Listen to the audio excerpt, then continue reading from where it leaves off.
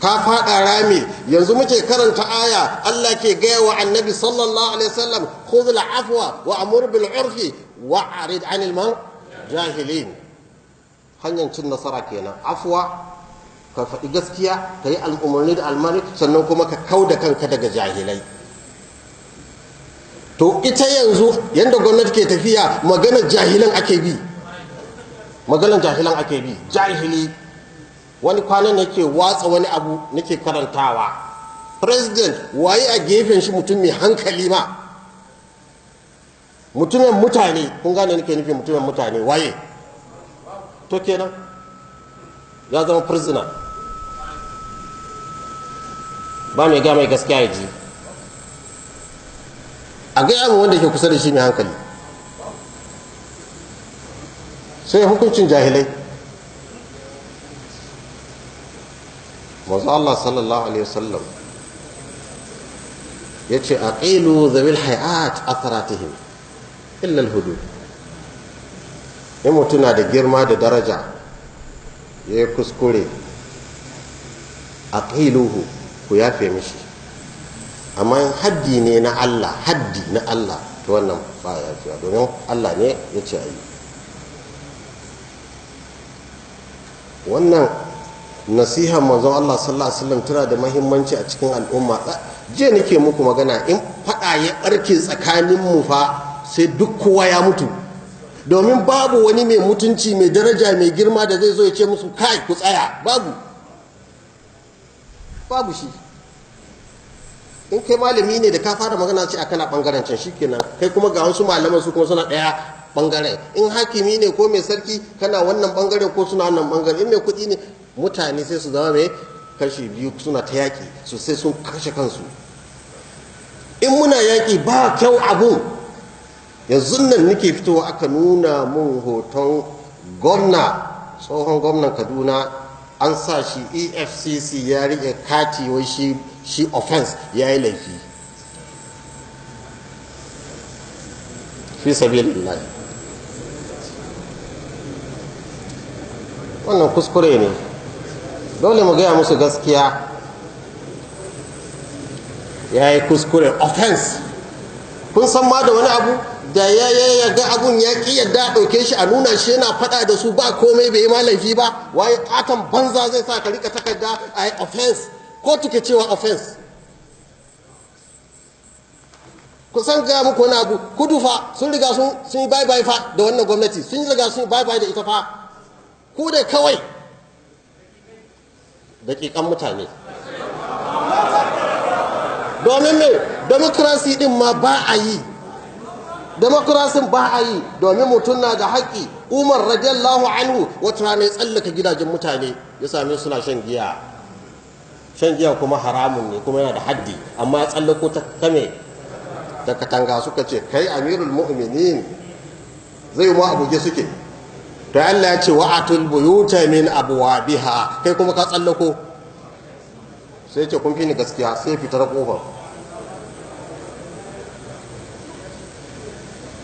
Wai da ana bin laifi ko General Buhari ba zai zama president a ƙasar nan ba. Da ana bin laifi, mutane ne suka yafe.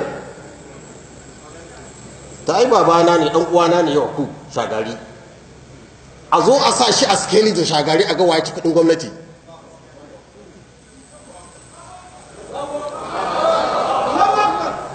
Manzon Allah sallallahu alaihi wasallam ya ce, in an baka aikin gwamnati kana da abu fiye da wayannan, to sauran gululi ne. In dai kana aikin gwamnati, an yadda ka samu gida daga kudin gwamnati daya, gidan da zaka shiga. In baka da aure, gauro ne ka auri mata. Baka da hadimi, bawa, lokacin ana sayan bayi sai ka sayi bawa daya. In baka da abun hawa ka sai markab, abun hawa, mota kenan yanzu ko. To yace duk abun da ya karu haka cikin gwamnati, in dai ba shugaba ya baka ba, to wannan gululi ne, sai ka zo da shi ran tashin kiyama. A ji ana so a bar corruption, kawai doka za a yi. Duk wanda ya taba rike gwamnati, in yana da gida 5, a kwace duka a bashi da nawa, shikenan an huta, an kulle babin corruption, mu ci gaba da aiki. Amma mutum da ba kwa son shi musulmi, al-muslimu akhul muslim la yuslimuhu wa la yakhdhuluhu wa la yadhlumuhu, ko ba haka bane? Amma ba mu samun bala'i sai musulmi na kai. Haka Yar'adua ya samu matsala, haka Abiyola ya samu matsala. In siyasar mu ba hankali gare su ba, kuma ba Allah suke yi wa ba. ‘Yan siyasa wani irin barna da kuɗi ba sa yi muna kallo. Gashi yanzu nan ɗan zakkar da aka ce a ɗan ba fuqara, yanzu dole gashi ta ɓarayi sun ƙwace muna. Najeriya ta samu kuɗin da za ta iya kawo tsaron, ta samu, amma suna bacci suke yi. To mu abin da muke tsoro, kada wuta ta kunna ta fada. Kullum jiya nake gaya muku wallahi, in wuta fada, muka fara fada nan fa abun ya lalace. Domin ba mu iya tsawata mu ne ce ko bari, babu. Sannan turawan da ake kunyan su, ake jin tsoron su, ba za su ce ku kashe kanku. Shi yasa kada mu yadda.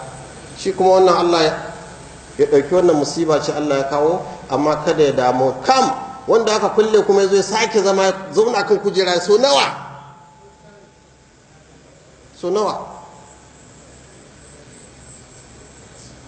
mutane sai keta, sai mugunta, ba san Allah ba. Ana nuna muku hanyar da za a ci nasara. Na farko nasiha ta gaske shine son mutum, ka gaya mutum abin da zai iya da abin da ba zai iya ba. Tun da gwamnatin nan, tun kafin kusan wani abu a wannan teburin nan, lokacin da shi general ya ce ba zai yi zaɓe ba, ya huta, ya sallama ma mutane, ya yi kuka gaban mutane, ce ya fasa ko? To sai naga kuma akwai wani matsala, muna da matsala a ƙasar nan. Ya sha muku bayani a cikin azumi cewa kada mu yadda a yi jan mu